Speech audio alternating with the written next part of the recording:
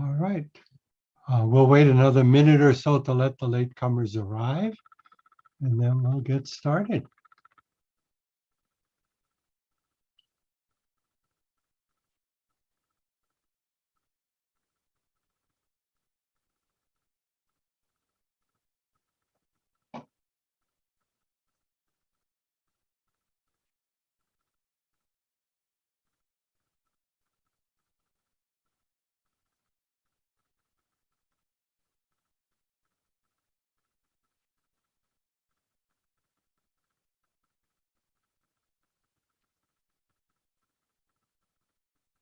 And the counter is going up. We're at 100 and going further.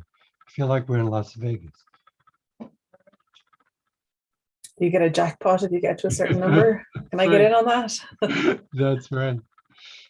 Great. Okay, well, let's begin. This is the a plenary session on formal education in the eclipse. My name is Andrew Fraknoi. I'm a retired astronomy professor, textbook author, and general education troublemaker in the astronomical community. And it's a pleasure for me to welcome all of you to this session where we're going to be talking about how we can use the country's resources in formal education, all the way from K through 12 to top universities, to help the public and our students understand and appreciate and perhaps even observe the eclipses that are coming up. We have some really good speakers planned and lots of discussion where we hope you will join in. We want to hear what plans you have and what assistance you might need in carrying out those plans, because one of the things the task force and some of the funded projects here are all about is how we can help those of you on the ground to actually do the work of eclipse outreach as effectively as possible. So let me begin with a short introduction, and I'll tell you what's planned as we go along. So let me start on slideshow from the beginning. All right. Can everyone see the slides? Yes, they look good. Good. All right. So I'd like to welcome everyone then to this session on how to populate the dessert aisle of your 7-Eleven franchise. You can have all kinds of really delicious things, all of which just happen to have the name Eclipse on them. I'm of course kidding. I want to welcome you to the session on formal education and eclipses. We're going to be going from 11:30 Pacific to 1:45, or if you're on Easter time, from 2:30 to 4:45. And we invite you to get involved, not just in this plenary, but then in the breakout sessions that we have. Here's the schedule. We're going to have, after my introduction, a plenary on K through 12 education and eclipses, then a 15-minute plenary on the college level and eclipses. We'll take a 15-minute break, and then we'll have 2 breakout sessions, an hour and 20 minutes in duration. And remember that those breakout sessions use a different Zoom address. So when you are trying to go to the breakout sessions, here are the addresses you want to use. It's always eclipse.aas.org, but breakout 1 for K through 12 and breakout 2 for the college and university level. So we do ask that you keep yourself muted. We have a lot of participants, and thus there are enormous chances for random noise if you are not muted. And then once we get to the question and answer part in the discussion, then you'll have a chance to unmute yourself. And we appreciate everyone observing mute etiquette during the sessions. As you heard, we're talking about 2 exciting eclipses coming to all of North America in the next 2 years. And there are lots of educational opportunities. I've looked at the current census numbers, and here are the populations of the 3 countries in North America. And we're talking essentially about 500 million people who will be privy to either total, annular, or partial eclipses during these events. And if as an educator, you begin to think about an audience of 500 million, this is probably what you look like. The challenges are enormous. The task force cannot do this by itself, although we're going to try to have programs to help you facilitate this. We depend on people on the ground to help us do this. We live at a time of great knowledge, as you heard in Angela's talk about eclipses. Here's a cartoon I really like about the evolution of eclipse ideas. I'll let you look at this for a second.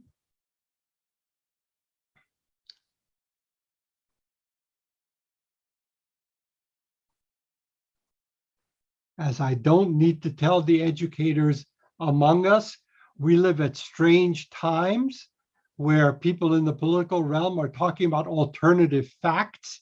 Never in my life did I think that we would be talking about not alternative hypotheses, but about alternative facts and sometimes alternative realities. So for these eclipses, we may well be faced with people who begin to develop conspiracy theories about the eclipses or about our educational projects related to the eclipses. And we have to be ready for this. And we have to be ready, I think, for a general anti-science feeling in the country that's developed over the last few years, and that I know many of us are struggling to deal with. I think we educators have our work cut out for us, and it's really important that we start planning as early as possible. And that's what these sessions are all about. I'm going to introduce our two plenary speakers for these sessions. Dennis Schatz, who is the former vice president at the Pacific Science Center, the Science Museum in Seattle, Washington. He's now a senior educator at the Institute for Learning Innovation. And I can't resist mentioning that just this week it was announced that Dennis won the highest honor that the National Science Teaching Association gives. It's called the Carlton Award for a lifetime of service to science education. So congratulations, Dennis. Our second speaker will be Bob Baer, who's at the Southern Illinois University. And I think it's fair to say that Bob was one of the most active and most successful campus organizers for the 2017 eclipse. And we're very fortunate to benefit from his experience as we start planning the eclipses to come. So that's my introduction. And now I'm going to turn things over first to Dennis for 15 minutes and then to Bob for 15 minutes. And then we'll come back and divide up into breakout sessions. So Dennis, I'm going to let you take it away. Thank you, Andy. I appreciate the introduction, and I hope that people can see this slide. I assume we're okay with. We see it, but it's not a full screen slide. No, this is the best I can do because of my weird computer situation. So okay, then it's perfect. And the letters will be large. So I'm delighted to be here. I welcome everybody that's part of this workshop. I've been on the task force with others that have been part of the presentation already, and it's been a delight working with them and a delight getting ready for this workshop. I'm going to present a view from formal education K-12. This is really through my work at NSTA. I'm now the immediate past president, although was the president or president-elect, I should probably say, when we went through the eclipse in 2017. And of course, NSTA had a lot of opportunities, which I'll talk briefly about. But right after the eclipse in 2017, I spent some time surveying educators to ask them what did they learn, what did they enjoy, what were the problems, and so on. And that's really what I'm going to talk about here. And so I'm going to talk about three major takeaways. First of all, I really want to talk about our successes before we get into the challenges. Many teachers and students had outstanding experiences. Again, some of the things that I learned, this is just, I'm going to go through just a few of the comments. We had useful information that were recommended from the recommended articles from NSTA, had a fabulous time.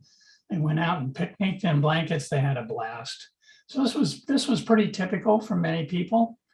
And NSTA really had used a lot of resources that, and to give credit to Andy Fraknoi, my co-author, the two of us produced a curriculum set of materials called Solar Science. We had an insert that went into all of the journals from NSTA. And we produced a children's book called When the Sun Goes Dark, and they were popular during that time. And I can start to see its popularity picking up now. If you're interested in knowing more about them, just go to nsta.org and you can put the name of the two publications in the search function and you can find them quite easily. So we were delighted with how successful this was. And it wasn't just NSTA, you got other comments back. NASA's Eyes on Eclipse software was a useful tool. The Solar System Ambassadors did a great job, and I know that they're gearing up again this year. So there's lots of resources that teachers depended upon and felt good about. Another group, we had a viewing party at our school for our community. And the biggest struggle was finding glasses. This was an interesting problem I'll talk about more at the end. So they really had this focus on not just serving the class, not just serving the school, but serving the community. And that's something that we certainly want to encourage in the future. And then there are those entrepreneurs that were out there. This is a school that started selling glasses for $1 each, and they kept the profits for future projects. They sold 500 pairs. It's a pretty good number to the community. And you can see this is a little handout they had. There's something on the back also to give them information about what they should go and see and when they can see it and so on. So again, money-making opportunities were abundant. This one I also liked, they planned an entire day of STEM events. They got glasses. They brought in a meteorologist, they brought in an eye doctor, so they really made it a learning experience over an extended period of time for their school. I loved it. They went outside, had a sound system set up, played music, and had bags of sun chips for everyone while they waited, and moon pies for snacks. So for snacks, going back to what Andy's introduction was, another teacher, spent 6 weeks preparing students how they could safely view the eclipse. She talked about how I'm fortunate my principal is very supportive of science, and we worked together to make it a fantastic experience for students and families. So again, doing something out in the community. And it's nice to have principals like that when you have them. But the next major takeaway was, we did a great job of informing teachers and getting them engaged. We did a miserable job of getting to school administrators. If you had a principal that was supportive, like the last person commented, you're in great shape. But we have some really, I'll call them horror stories, if you want to put it that way. And here's some more. Curriculum department prepared the teachers. They advertised to campuses with types of glasses to purchase. And it all came crashing to an end when the superintendent determined the risk was too high for the students, and they wouldn't allow students to observe phenomena in the natural world. They wouldn't allow them to go out. And this all happened at the last minute. Again, communication between the teachers and the administrators was a challenge, but I would say it's communication with the administrators up front that were a problem. Spent time researching proper eye safety, purchased the right solar film glasses. At the last minute, the district released a statement that we could watch online, but we would not take our children out due to safety concerns and issues. Considering my administration was gracious enough to cover glasses so that adults could go out and see it. And we had some parents take their students out of school to watch the eclipse at home, but they didn't allow students who were in school to go out and see it. So they all missed it. These are also, I don't know what's the percentage, how many got to go out and how many didn't. But we need to make it so many more do. Advice coming, need to send a letter to every curriculum director and superintendent in the US, all 15,000 school districts or so. Comment coming from a teacher. One issue that happened locally at other sites was ignorance on the part of administrators who would not let students out to see the total or partial eclipse. all about liability. So we have to try and deal with the issue of liability. Just a couple more, and then I'll open it up for comments and questions. Talking about schools in Ohio that canceled school. So I actually put the responsibility back on parents. So the liability wasn't on the schools. Interesting solution. I thought that the last one is more humorous than anything. The principal refused to let the students go out to see an eclipse at a local park unless they wore their glasses while they were walking to the park. The teacher had a challenge trying to convince the principal that it would be more dangerous walking to the park with the glasses on than it would be actually having the glasses off while they were walking. Shows some interesting ignorance of science. So that's the second major takeaway. And I think the third one was, and this one is not specific to schools. Amazon at the last minute announced that they couldn't verify the quality of glasses sold at their sites. And this caused panic in many schools. Many districts I worked with personally, all of a sudden were trying to figure out whether they had glasses that were appropriate or not. And they were trying to get they needed to get verifiable ones at the last minute. There's a couple comments that I got in my surveys. The biggest problem was that I know of was school systems in Georgia who purchased glasses from Amazon and they couldn't be verified. Another one, entire systems had to stop their plans due to safety concerns over the problem with glasses.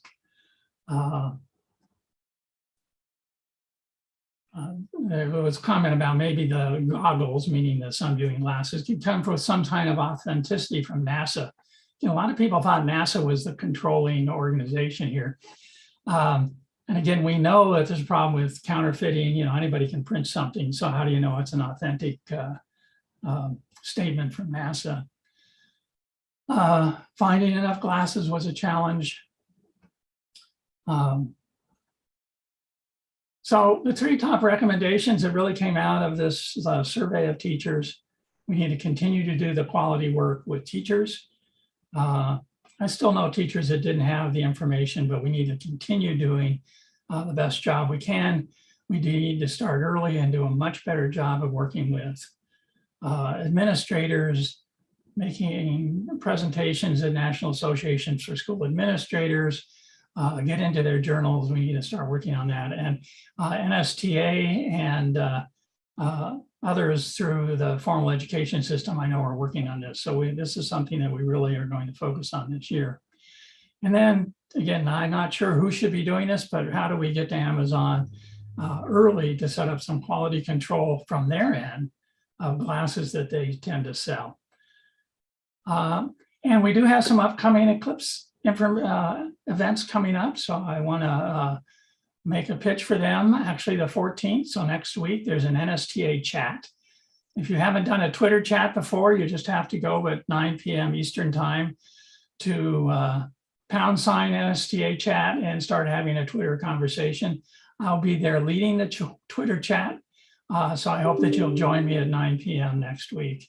And then Andy Fraknoi and I have a webinar that NSTA will be doing, getting ready. So it's really a year out, trying to get ready for the 2023 and of course 2024 also, getting ready for the 2 spectacular solar eclipses.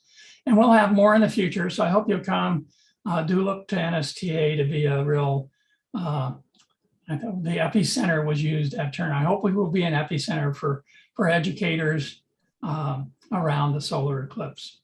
So with that, I'm going to stop sharing and be happy to take any questions or comments before we run out of time. So what we'd ask people to do in terms of questions is please raise your hand. You do that by going to the reaction button on your screen, and at the very bottom there's a bar that allows you to raise your hand. We have about 5 minutes for questions. Meg Thatcher, please go ahead and start us. So 2 things. One is that one of the things that teachers and administrators are often really concerned with is the younger kids. So, kindergarten, 1st grade, 2nd grade, anybody who's ever dealt with 6-year-olds know that they just run around like little tiny crazy people. And one option to deal with that, because people are worried that they're going to just rip off their glasses and look at the sun, is to have some kind of buddy system with the older kids in the school. So start, or, suggest to school districts or to schools themselves that they start early, and have the fifth graders partner up with the kindergartners, and fourth graders partner up with first graders. And that can be a really good way of sort of laying people's fears to rest. And the other was a question, which is, does the AAS or ASP have any, or NSTA, have any plans to actually do what that one teacher suggested and send out letters and information packets to all 15,000 superintendents? So two things. One, I appreciate you bringing up the buddy system. That worked really well. The other thing that a lot of teachers did with younger students was to put punch a hole on the two ends of the glasses and put in an elastic. So essentially they were a little more attached, a little more difficult to get off. And of course, they can still rip them off if they want to, but that was also what a lot of teachers thought were helpful. We haven't specifically figured out how we're going to get to administrators and principals and so on. We have a meeting coming up in the coming months with the leaders at NSTA, the staff at NSTA. And our goal is to try and really set up a strategy around getting to administrators. Ideally, getting articles in their journals, getting in conferences as much as we can. I already know that Dan, who's got his hand up, is working with administrators in the New York area to do exactly that. So I think what we will do, and we haven't started as quickly as Dan has, but to try and figure out ways to do that. So yes, we will be working very hard on that. Thanks. Okay, David, you're next. Go ahead and ask your question.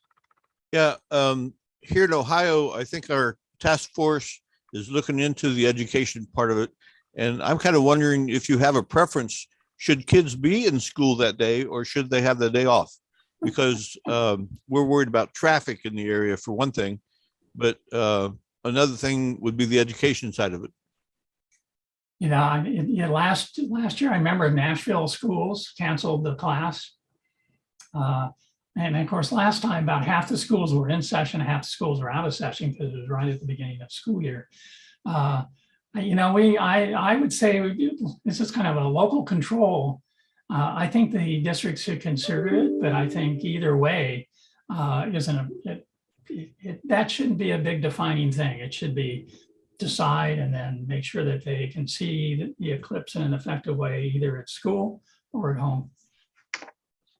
All right, Heather, please go ahead. You're next. Unmute yourself. Yes, thank you. Great talk. My question is there a form letter or a recommended letter that we could base something off of to send out to our administrators? I know, like, if you word it in one way, they might be like, no, we're not going to let our kids see this. But if you word it in the right way that makes sense to them, then they'll be more amenable to letting their kids actually see it. Great idea, Heather, and we'll see what we can do. I think sending it to teachers who can send it on to their administrators is a great idea. Trying to get a letter like that, if we could do it out to every member of the American Association of School Administrators, the Association of School Principals, would also be ideal. And we'll be looking at that as a possibility. And maybe not a letter, but an email. These days, you don't send out actual letters, but emails. So great. Thanks for that suggestion, Heather. So I should just mention that the task force does have a working subgroup on formal education. And these are all suggestions we'll take back to that subgroup. And also, I just want to say we need to watch the time. So if you don't get your question or comment answered now, remember we have an entire breakout session where we want to do exactly what we're doing now, which is to have discussion, ideas, and thoughts. So I think, Dan, you're going to get the last question before we move on. Go ahead. Yeah, the quick comment is, yes, we are actually talking to our superintendents, and we just got told that we should have an introduction to our education commissioner, hopefully at the end of next month. My question for everyone is, has anyone started looking at the pre-K level of education While there's a lot more formal structure for the K through 12, that younger group is still a potential audience. I'll make one comment. Certainly NSTA is a pre-K through 16 organization plus, informal out of school. And whatever we do, we will do through our pre-K avenues that we have. Not that that gets to everybody. So I think you're right. We need to look at the national NIAC, National Association of Early Childhood Education. I can't remember what it is. But I think we need to look at some of our affiliates and those associations. Good point, Dan. All right, I'm so sorry, but we have to watch the time. So let me encourage those of you who have more thoughts about this to please join us in the breakout session, where we want to get as many new ideas and plans for the future organized as we can during that breakout session. Thank you very much, Dennis, for that introduction. And now I'm going to switch things over to Bob Baer for the college and university section of the plenary. Okay, and I'll need just a second here to get my screen shared. There it is. All right, does that show up on your end? Not yet? Not yet. Oh, one more button. How about now? Now it's starting. Good. Yes. All right, I see a so mascot. so this is a slide that I used in 2017 for social media. I do public astronomy observations here at SIU Carbondale, and I've done them for a couple decades. And what that typically looks like, if anyone else does it, you'll recognize a scene like this. Up on the roof of our physics building, we get together and do small observations. And I think this image was actually of the Venus transit in 2017, which was, I'm sorry, the Venus transit in 2012, which was the largest event I had done up to that point. It was about 400 people. And it kind of showed me, what a large event could look like, and,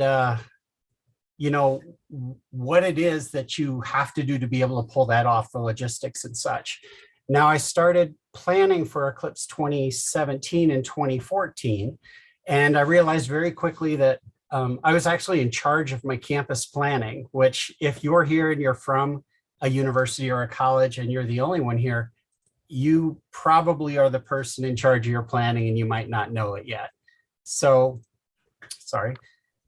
I see Doug Duncan is here in the audience. And actually in 2014, I went to Doug's talk and he talked about doing a partial eclipse event in a stadium, which inspired me to go big with the plans that I wanted to make. And I saw that the eclipse in 2017 gave me an opportunity to do some of the things that you really can't do otherwise. If you want to do really big outreach events, this is your chance. So I did a stadium event. All these images that you see on the left or that you see on your screen are from the stadium, including the one with the cheerleaders. That's actually the eclipse event. That's not a football game. And for us at SIU Carbondale, we filled our stadium for the eclipse. We've never filled our stadium. We've never sold out a football game here. So we use the athletics facilities because that's everything that we needed. You might hear a bunch of people telling you about all this infrastructure that you need to host a lot of people on your campus. And this was about 30,000 people, 15,000 inside the stadium, another 15,000 outside the stadium on Eclipse Day, and thousands leading up to it as well. So you actually do need the infrastructure, but if you can use your existing infrastructure, it will save you a lot of money. So our stadium, and I assume you can see my mouse on the screen right now? Yes, we can. Okay, so our stadium is venue number 2 here. We were actually running 5 venues in the area of athletics during Eclipse Day. And again, leading up to it, we had a 4-day Eclipse Festival. So although we're known for that stadium festival, we were doing a whole lot more throughout that weekend and lead up events to it. So if you're just getting started on planning, one of the things that might be overwhelming is, thinking about what you should be doing at this point. And 2 years out, what I would say is one of the most important things to do is try to find some seed funding. We got a very small amount of money from our provost in 2015, which was 2 years before the 2017 eclipse, of course. And we used that to get things rolling. We addressed the class schedule early on. And oh my gosh, we went back and forth on it for like a full year before our chancellor finally said, we're canceling classes on that Monday of the eclipse. It was the first day of school for us. That's really something that I think has to be, it's different for each campus, for each university, whether you or not you want to cancel classes. In canceling classes, we knew we might lose some volunteers for the events, but we also gained a lot. We had 535 student volunteers for our campus-wide activities and another few hundred from the community. So the next thing I say that's really important is getting buy-in and doing your additional plans. And I'll talk about that a little bit more. This here on the right is my timeline for what I'm doing in 2024. And again, if you didn't catch it at the beginning, we're seeing the eclipse a second time in 2024 in Carbondale, which is pretty unique for us, pretty unique for a lot of people, because we don't have to start over from scratch for planning.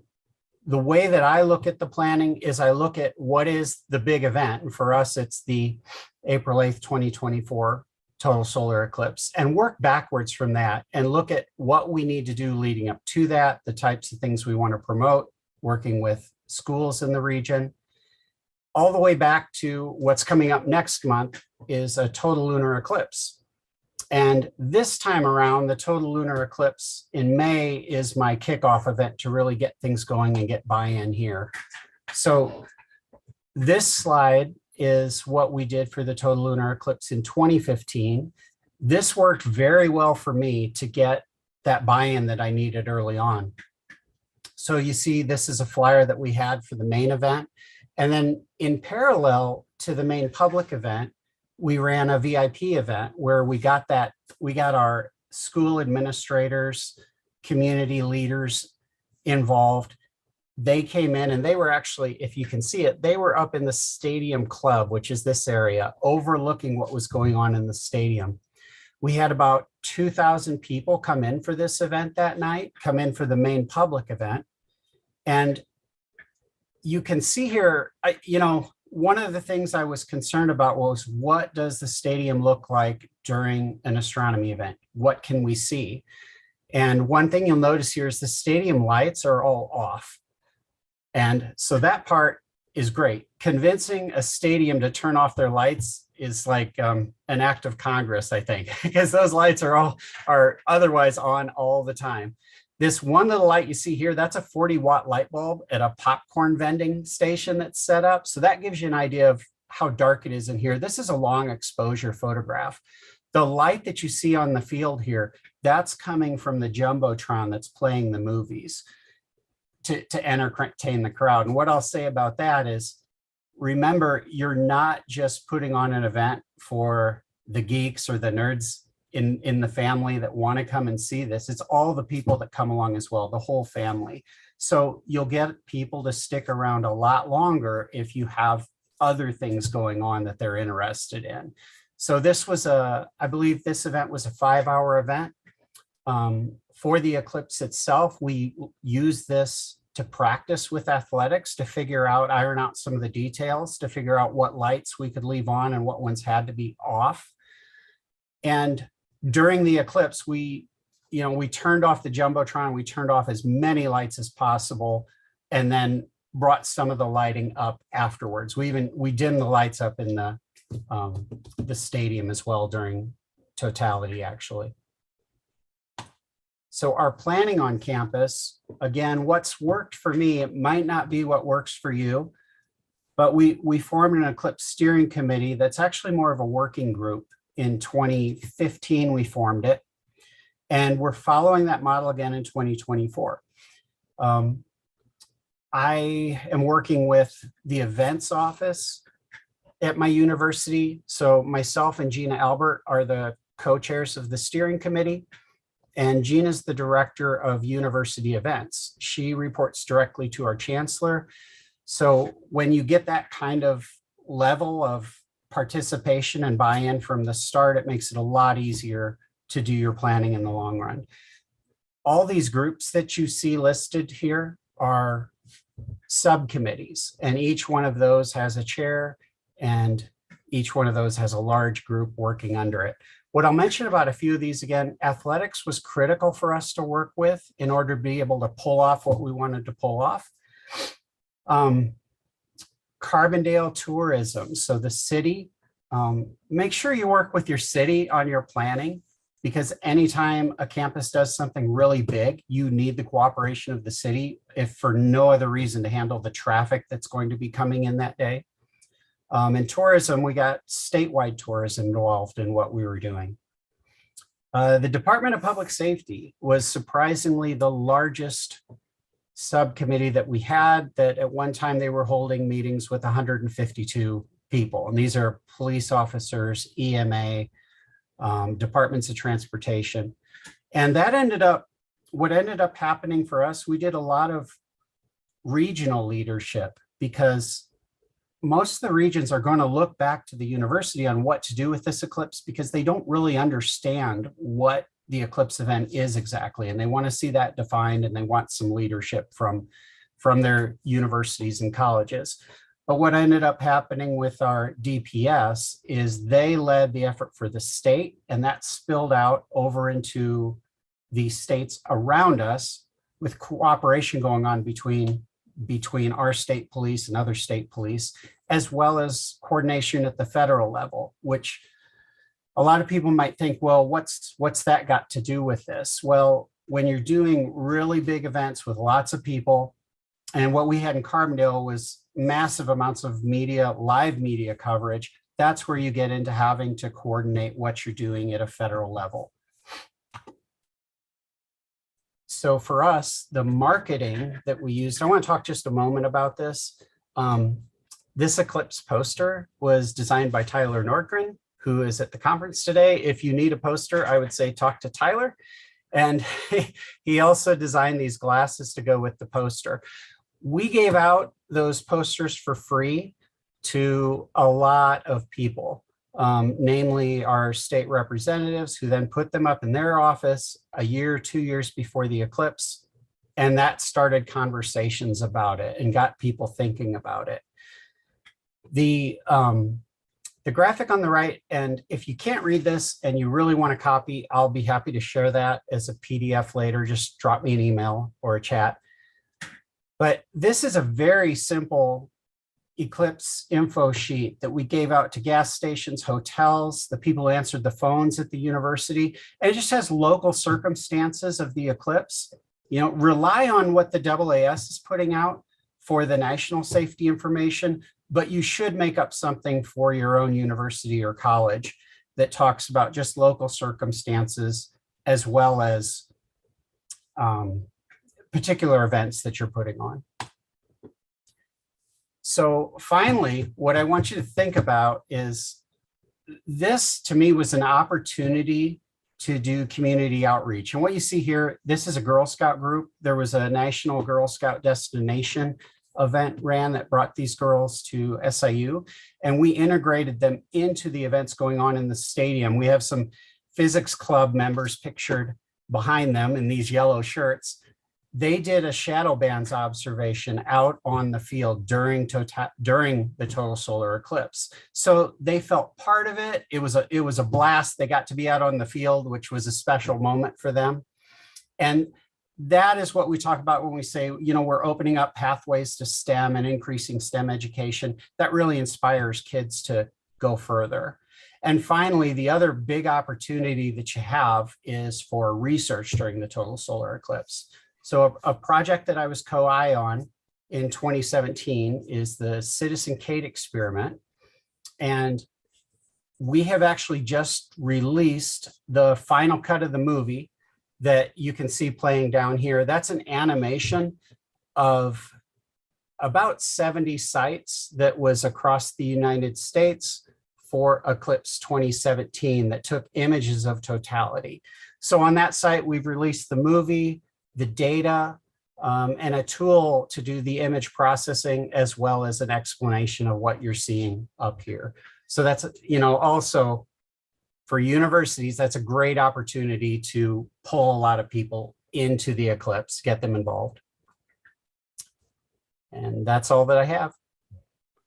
Thank you so much, Bob. Can you stop sharing your screen? Great. And we managed to stay exactly on time, which is a miracle. Thank you to both our speakers.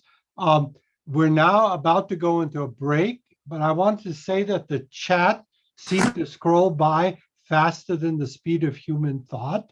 And that just means people have a lot to say and a lot to share. And that's a reason in 15 minutes to go into the breakout rooms. I'm going to put the breakout addresses into the chat just to remind you. We have 2 sessions, session 1 on K through 12, session 2 on college and university. Even if you are yourself not at one of these 2 kinds of institutions, but you want to work with them or have suggestions for them, please come and join us in those breakout sessions. So I'm going to declare the plenary session over, give us a 15-minute break at this point to get food and clear our minds, and then please come back and participate actively in those breakout sessions. Thank you to our speakers and thank you to everyone. All right, we'll end it there. Claire, any other announcements before we close? No, I think you covered it all. The main thing is just to pick which breakout session you'd like to go to next. Great. And there's a question in the chat just now asking, will the breakouts be recorded? I'm assuming. Yes, they will be, and they'll be available after tomorrow on the Eclipse Task Force YouTube page.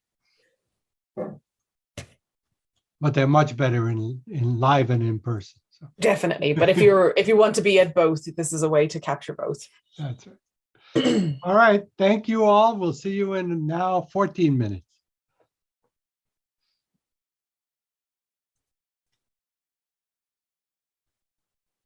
Good. Bob and Dennis, thank you so much. That was great.